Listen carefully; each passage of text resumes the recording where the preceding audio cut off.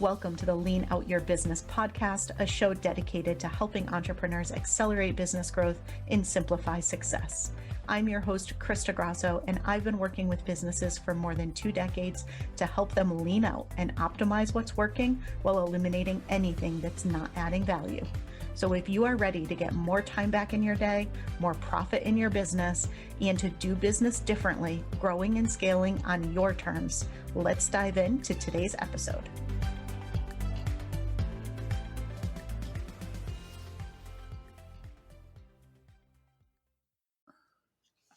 Hello, and welcome to another episode of the Lean Out Your Business podcast. Today, I'm really excited to be bringing Camille Miller to you. We're going to be talking all about what it's like to have a soul-aligned business, and she has an amazing community and network that I think you're going to love hearing all about. So first, let me tell you a little bit about Camille, and then we're going to dive in. But Camille, I'm so excited that you're here today. Thank you. I'm excited to be here. Absolutely. All right. So Camille Miller is the pioneer of the soul professional movement. And we just got connected recently, and I was so excited to learn more about what she's doing. She's also the founder and chief visionary of the Natural Life Business Partnership. And her mission is really all about helping others align their soul with their work so that they can achieve purpose beyond profit, which I just really love that whole approach and philosophy.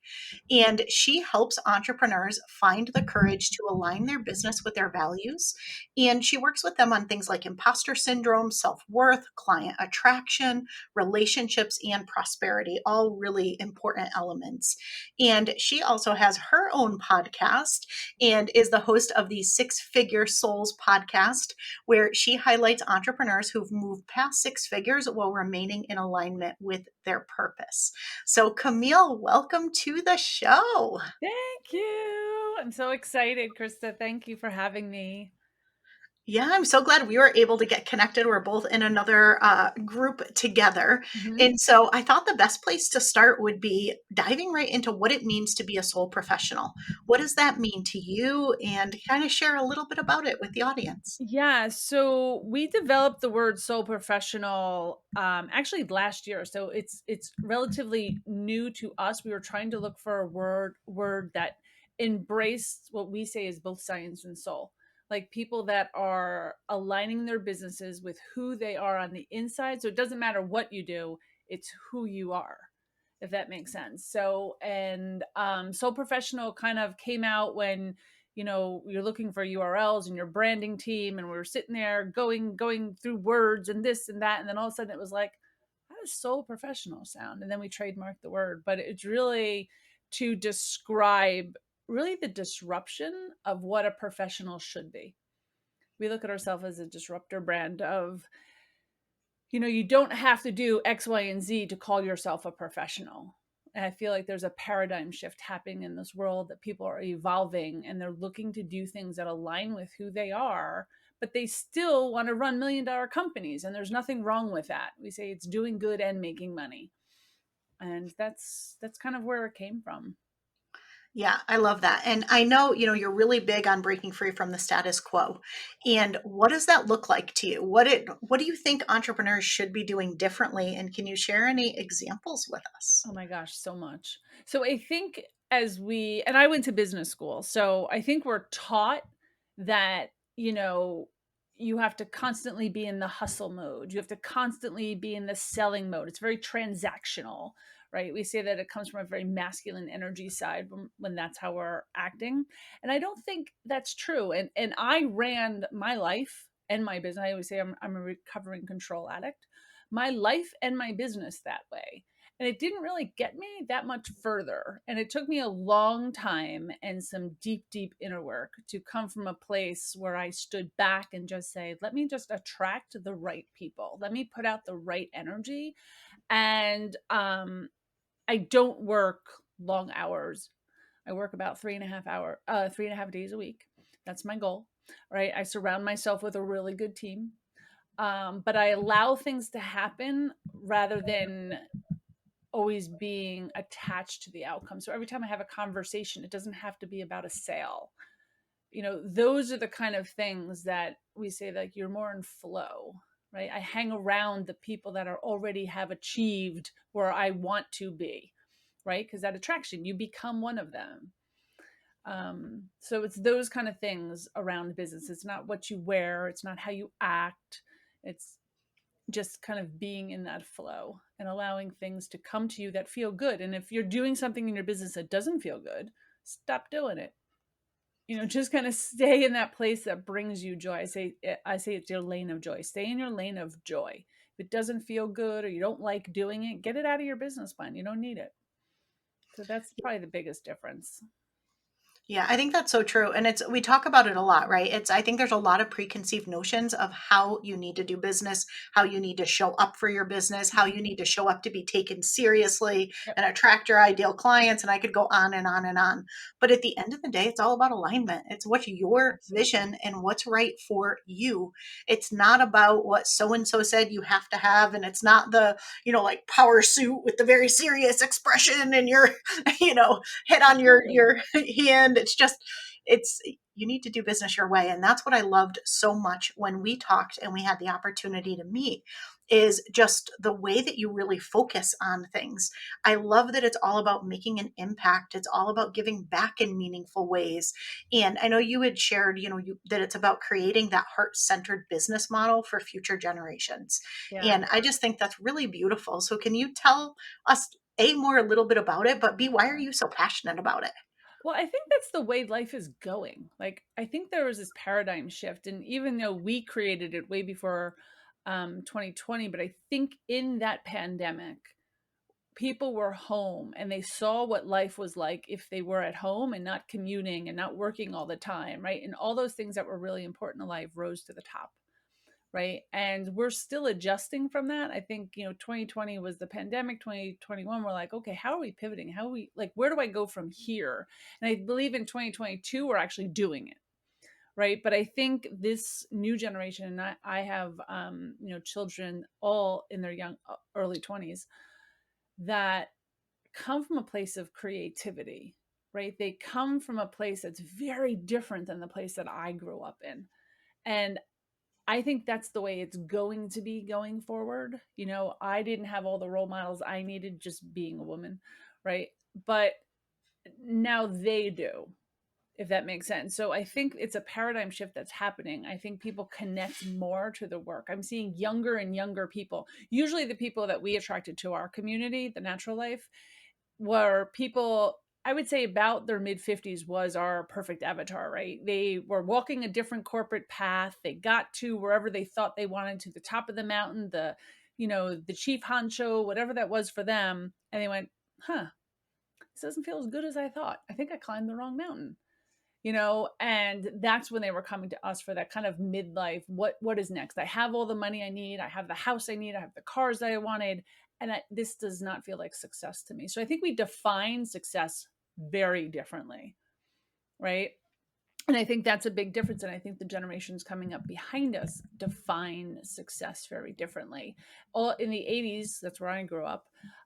It was all about stuff, right? And it was all about what we can have, what can we show others. And I don't think the world is there anymore. I think we've left a lot of that. We're simplifying life.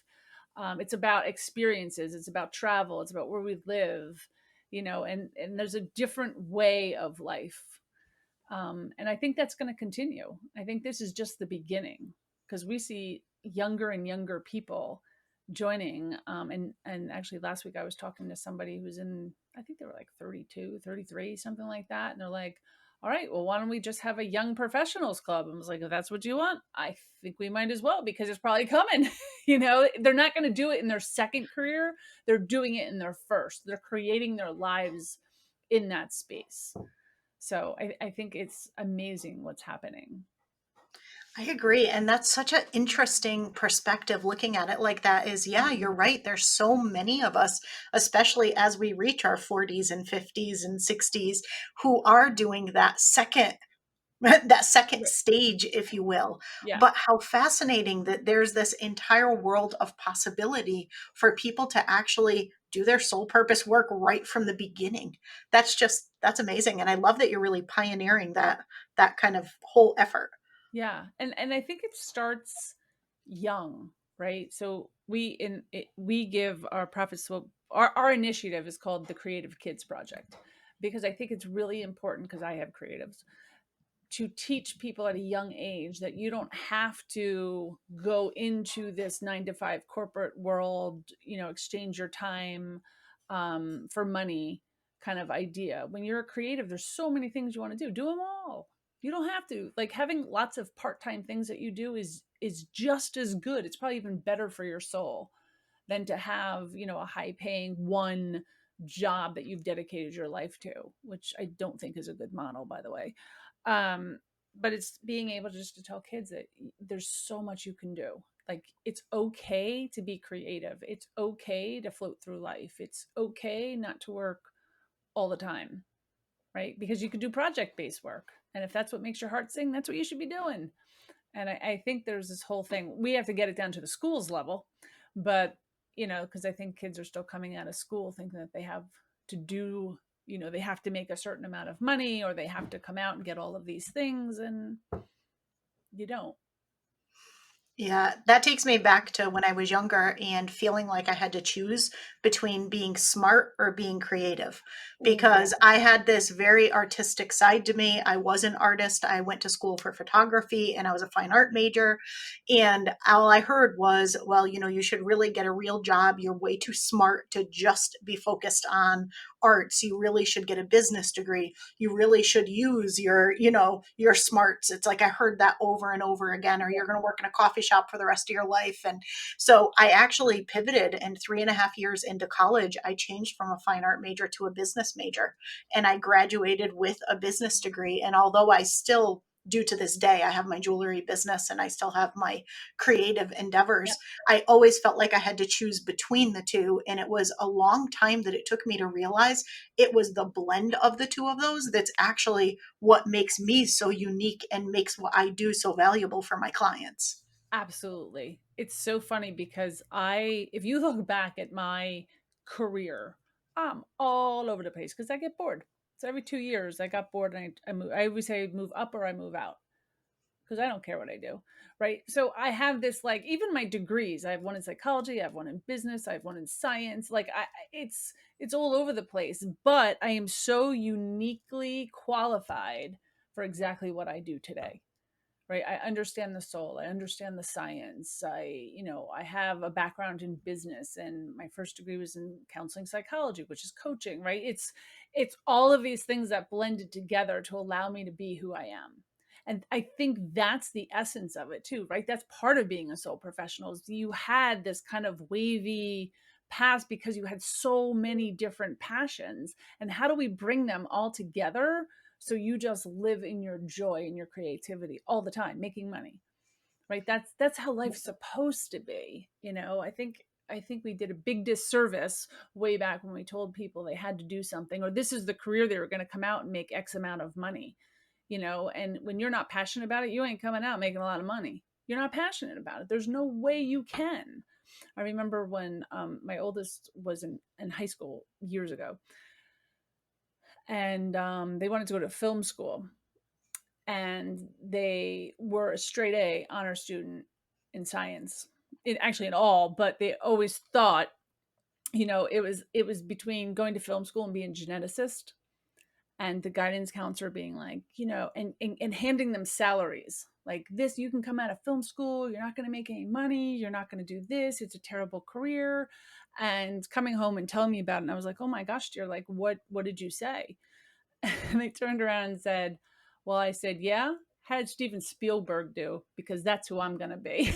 I was like, good for you. Good for you. You It, clearly it was, modeled the way well. yeah. It was like, you're not necessarily going to be a pauper because that's what people were telling you. If you embrace that and you say, hey, I'm a creative, so I'm going to be poor, you're putting that energy on yourself. You're creating that. But you can create anything. You can come out with a law degree. I know doctors that can't make it and pay their bills, because there's no passion behind it, or their parents want them to go to medical school. So, it's not really attached to the outcome, is not guaranteed for anyone. I don't care what you do. you know. Yeah, it is But so I true. I mean, I graduated college in the 90s, and back then it was very much you're never going to make money as an artist. You're never going to make money as a creative. If you want, you need to do something real, something serious if you really want to be successful. And I just love seeing the shift that today it really is all about embracing who you are and what you love and building your business, your life, your success all around that. Yeah. And I think the pandemic helped us along by now everything's video, right? We're all over the world. My staff is all over the world, right? Because they can be, right? We have 24-hour service because people are up 24 hours a day. I don't have to cling to 9 to 5 Northeastern hours and this is how we do things. Everything's on the internet. We get to do podcasts and amazing things like this. I meet people all over the world, and it's a part of my business model now. We didn't know that that could really happen.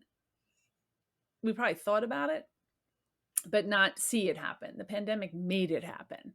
So I think there was this huge shift that we're still trying to figure out. And I can see even friends going back to work now. They're like, "Yeah, this is not what I want to do." And I'm like, most are going to end up quitting. They'll Hmm. figure it out. They'd rather work at a candy shop down the street than commute to work. And in here, I'm from New Jersey, and people commute hour, 2 hour each way to work. Yep. I So remember when I made my first six figures, this was a long, long, long time ago now. But along with those first six figures came an hour commute both ways and a lot of travel, including international travel. And I mean, it was kind of cool as a consultant to be the one traveling around the world and doing all the things. But I also had just gotten married. I never saw my husband. I never saw my dogs. I hated the yeah, commute. There was so much that I didn't like about it. And I was like, why did I want six figures so bad? This is not what I thought it was going to be. And it took me a while to realize I could choose a different path. I could still have my six figures right. plus some and not have to commute an hour each way, have to travel the world other than when I want to. And so it was a really big shift for me earlier on in my journey. Yeah. I think that's the biggest thing, that you could do that and more. No one else is in control of how much you make, right? You don't have to go begging for a raise when you own your own thing and you do it your way. You can work when you want, you can work where you want. I mean, my hope is to live in Italy part of every year, probably not full time, but part of every single year. That's my goal. That's where I'm going. I So love I it. practice just going away at least once a month and just saying, okay, like what do I need to bring? And working from different places just to kind of get in the hang of it. I still like having a home base, so we'll see how that goes. But I'm figuring it out, so it's kind of exciting. It is exciting. I know I travel a lot and I work on the road a lot. I'm used to it because I've traveled so much. I can work on an airplane, I can work in a hotel, wherever I am, I can work. But what I rarely do is travel without my laptop and don't work. And I just got back from a week completely checked out of my business where for the first time in maybe ever, I did not even pack my laptop with me. Wow, And it was quite nice. that's impressive. All That's right, so impressive. one of the things that you say that I think is so incredibly powerful, and I want to dive into a little bit, Mhm. is you talk about the fact that making money is impacting the world. And I think so many people separate money and impact. It's like you can have one or the other. You can't necessarily have both. It's like, are you impact focused or are you money focused? And so share your perspective on this because I love your perspective. Yeah, thank you. This is big. Because so many people, especially in like the healing arts, or if they come from a heart-centered place, they feel bad about charging, right? They feel bad about making money, or they have these limiting beliefs that if I'm wealthy, I'm not a good person, or if I'm wealthy, whatever those beliefs are, right? But they created those beliefs. They're their own perceptions and they're not right. So when you have your own wealth, I would say we're building wealth. I want to awaken your financial and your spiritual potential. That's what I'm here for. That's what our community is all about. We have to awaken it, because when you have your own money, regardless of what a lot is to you, it could be for some people, a lot is six figures.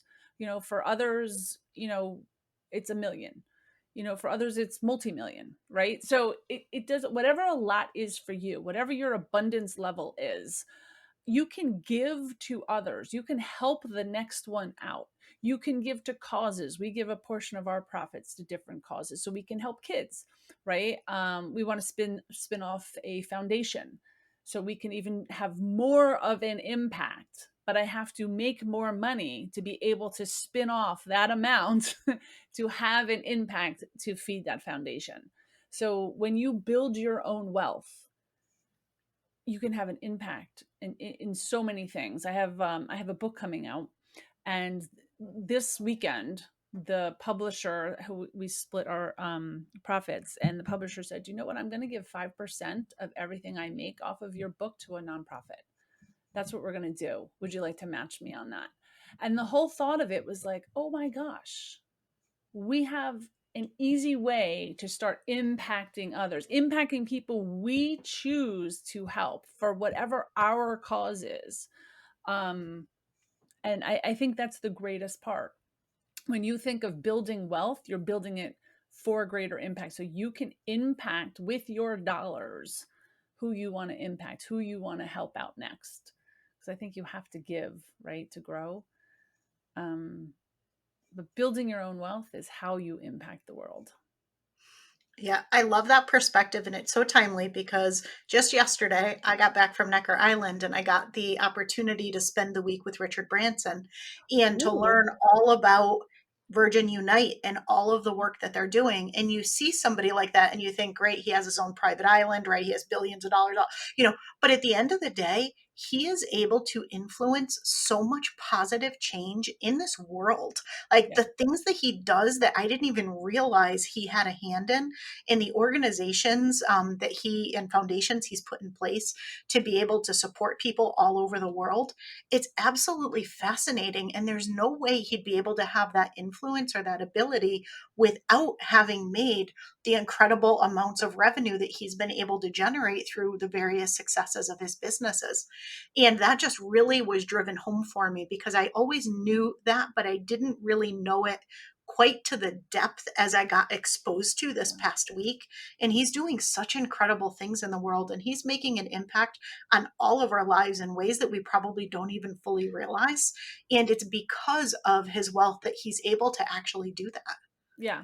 I don't think people realize that so many of our social endeavors are backed by people, backed by the people that are making the money and giving it back. Now, not everyone agrees with every social endeavor, and that's why you need to build your own wealth, right? Mm-hmm. Because you can help someone in your own town, right? You Yep. can help you. It doesn't have to have this worldly impact. We'd love to, but you can also join with others to have more impact, right? So, I'm at a place now that I can talk to a lot of people and say, hey, this is a dream that I have. This is something that I want to help. How can we come together to make a bigger impact for others? Yeah, but it's all tied to wealth. So Yeah, I love it. building And so wealth. I know you mentioned your book and you have your incredible, network that I'd love for you to share about. So tell us what's kind of going on in your world and what's coming up next for you. Tell us a little bit about the book and about your community. Yeah, so I have a collaborative book coming out. It's called The Ultimate Guide to Creating, excuse me, Your Soul Aligned Business. It is the first of a three-part series. So that's the first book coming out. The first one is creating it. The second one is the ultimate guide to becoming a six-figure soul professional. And the third one is about leaving your legacy. So all will be collaborative books. So you hear people's stories and then the strategies that they personally took to get you there. So it's really like a workbook.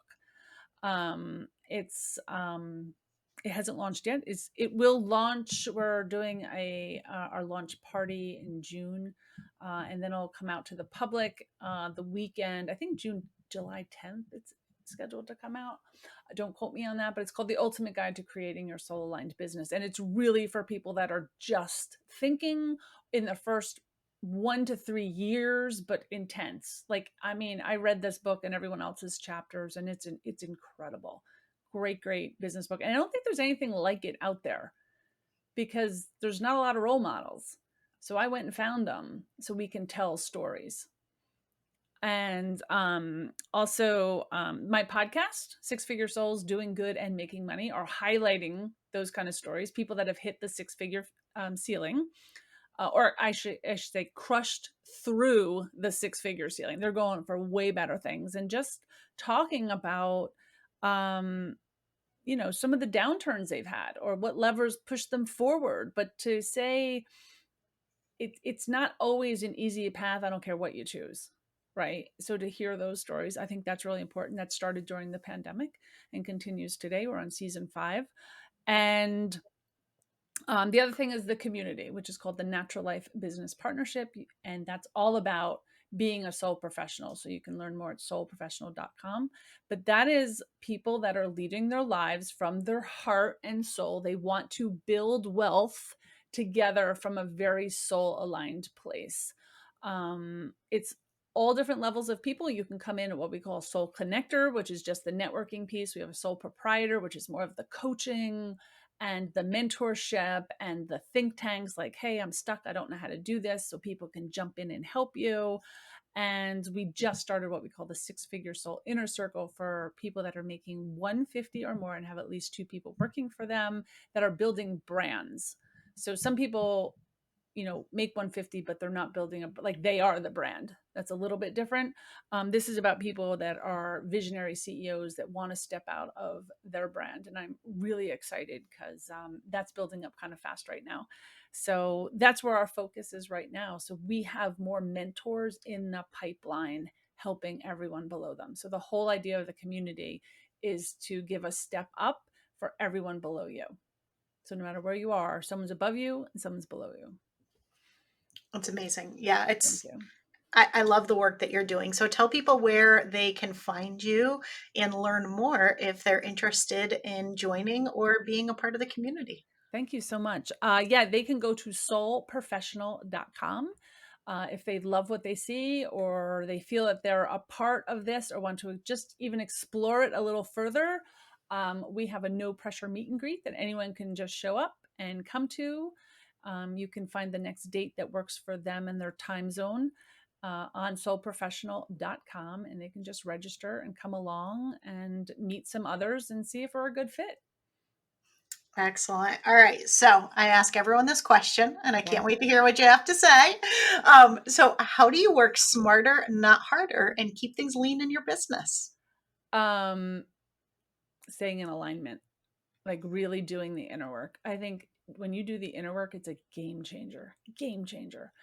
And the inner work doesn't stop, right? I still do inner work. I still hit a ceiling and like, damn, I thought I worked through that. Well, I did. I worked through it when I was making 50,000, right? I hit it again at like maybe 150. And I think everyone hits a big one about between 3 and 350.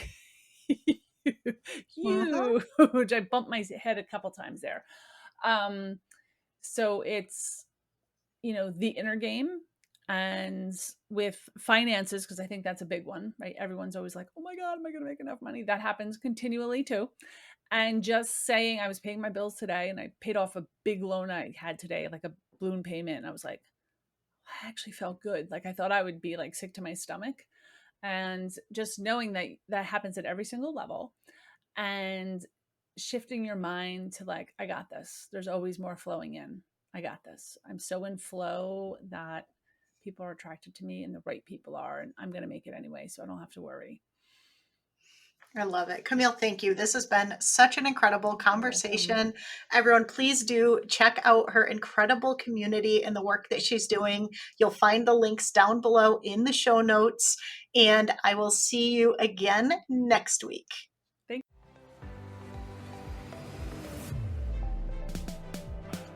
Thank you for joining me for another episode of the Lean Out Your Business podcast. I hope you got a lot of value and actionable insights from today's show, and would love if you take a moment to leave us a review. If you have any questions on today's episode or on how to lean out your business, join us over in our private Facebook community, where every week we do live training and Q&A, and I'd love to have you be part of the conversation. Head to leanoutmethod.com/group to join us. And before you go, be sure to subscribe to the show so you're the first to know when we release a new episode. We'll see you next week.